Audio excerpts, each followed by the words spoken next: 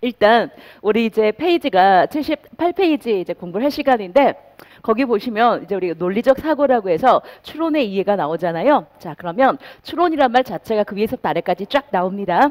우리 논리적으로 뭔가를 도출해냈을 때 실제로 이제 그 논리란 자체가 없는 상태에서 말을 하게 되면 안 되니까 그래서 추론이라고 하는 자체는 바로 논리를 도출해내는 과정을 말해요. 자, 그 지문 한번 보시죠.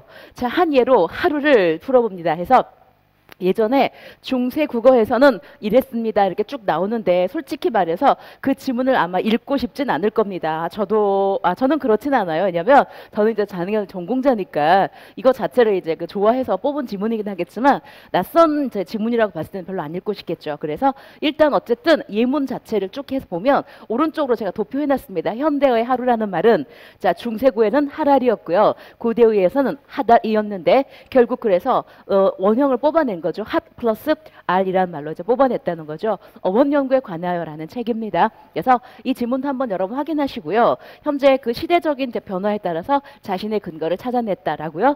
자, 이렇게 해서 이제 자신의 논리를 도출해내는 것을 바로 추론이라고 하는데 이 지문 뽑아서 제가 드릴 말씀 하나밖에 없어요. 추론을 지금부터 공부하겠다라는 말을요. 자, 그래서 이제 지금부터 추론이라는 말 자체에 대한 정의를 이제 시작합니다. 자, 연역 추론이라는 게 있고요. 귀납 추론이라고 하는 게 있습니다. 자, 실제로 이제 연역 추론이라는 자체는 뭐를 말하냐면 이미 알고 있는 하나 또는 둘 이상의 정보를 통해서 구체적으로 플러스 해나가면서 만들어지는 건데요. 가장 대표적인 것이 바로 이제 3단 논법이라고 부르는 거죠. 그래서 대전제, 소전제, 결론에 이르는 방식을 말하는 게 바로 3단 논법이다라고 부르는 겁니다. 자, 이때 대부분의 이제 대전제라고 하게 되면 뭘 쓰는 거냐면 참이어야 된다는 거죠. 이미 알고 있는 명제에. 자, 그 다음에 이제 소전제는 거기서 이게 여기가 대고 여기가 소잖아요. 어떤 차이가 있을까? 모든이라는 단어와 소크라테스라는 단어를 보세요.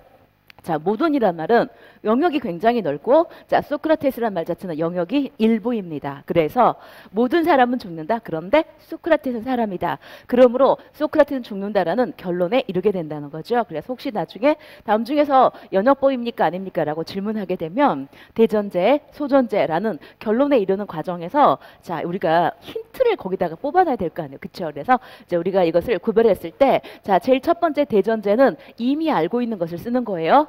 참여해야 되고요. 자, 두 번째 대전제에서 소전제를 이뤘을 때 영역이 크고 영역이 작고 아셨죠?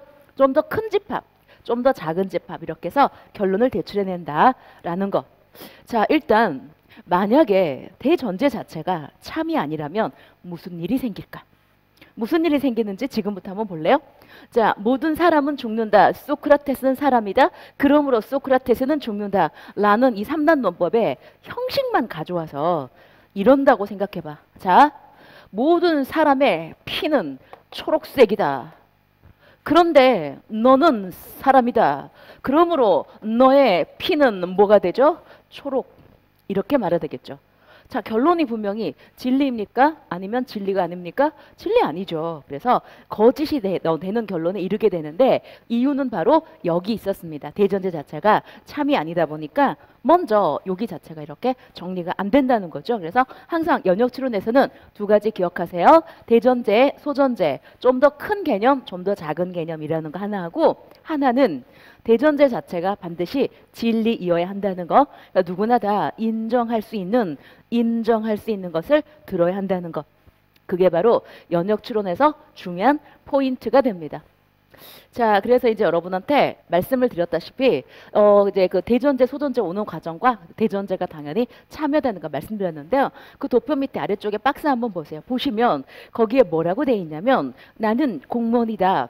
두 번째 박스입니다. 그런데 오늘 비가 온다. 그러므로 소금은 염화나트륨이다. 이 사람은 어떻게 공무원이 됐는지 참 궁금하죠? 자, 그래서 이렇게 문장을 나열만 한다고 해서 꼭 이게 논리가 될 수는 없다라는 것을 이 말씀드린 겁니다.